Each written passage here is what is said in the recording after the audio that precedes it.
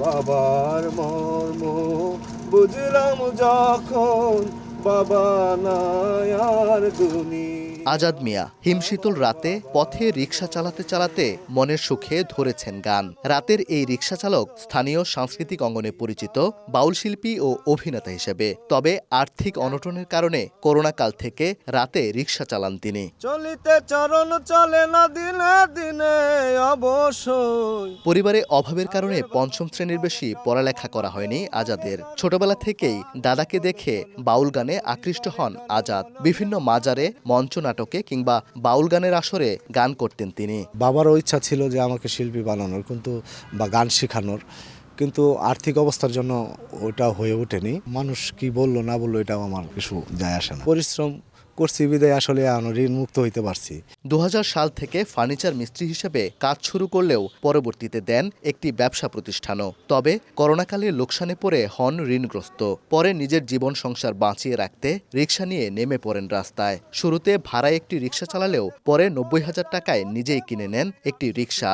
রাতের শহরে রাস্তা খালি থাকে বলে এই সময়টাতে রিকশা চালান তিনি। অফার ওয়ালটন ফ্রিজ কিনে পেতে পারেন 20 লক্ষ টাকা, রয়েছে কোটি কোটি টাকার নিশ্চিত উপহার। মন খারাপ হইলে কারো কাছে কিছু বলি না, ওই সময় 2টা গান গাই মনের সুখে আইসা। স্বপ্ন তো সবাই দেখে, আমার স্বপ্ন ছিল যে বড় শিল্পী হওয়ার, কিন্তু ওটা তো আর আমার ভাগ্যে হয়ে ওঠে নাই। যেভাবে চলতেছে ঠিক এভাবে জীবনকে চালিয়ে নিয়ে যাচ্ছি আর কি। 2016 সালে ময়মনসিংহ ছায়ানটের মাধ্যমে মঞ্চনাটকের জগতে যাত্রা শুরু হয় তার। এমন জীবন সংগ্রামের মাঝেও ছায়ানট সাংস্কৃতিক সংস্থায় নিয়মিত গান, অভিনয় চর্চাও চালিয়ে যাচ্ছেন আজাদ মিয়া। তরুণ সাংস্কৃতিক কর্মীদের জন্য এটি প্রেরণা বলে মনে করেন তার সহকর্মীরা। উনি সারা রাত ধরে রিকশা চালায়। সেই রিকশা চালিয়ে উনি ওনার পরিবারের ভরণ পোষণ দায়িত্ব নিয়েছে। আমাদের এই আজাদ ভাইয়ের যে পরিশ্রম, আজাদ ভাই যে আনন্দ, যে বিনোদন আমাদের মাঝে ছড়িয়ে দিচ্ছে, আমরা উপভোগ করছি।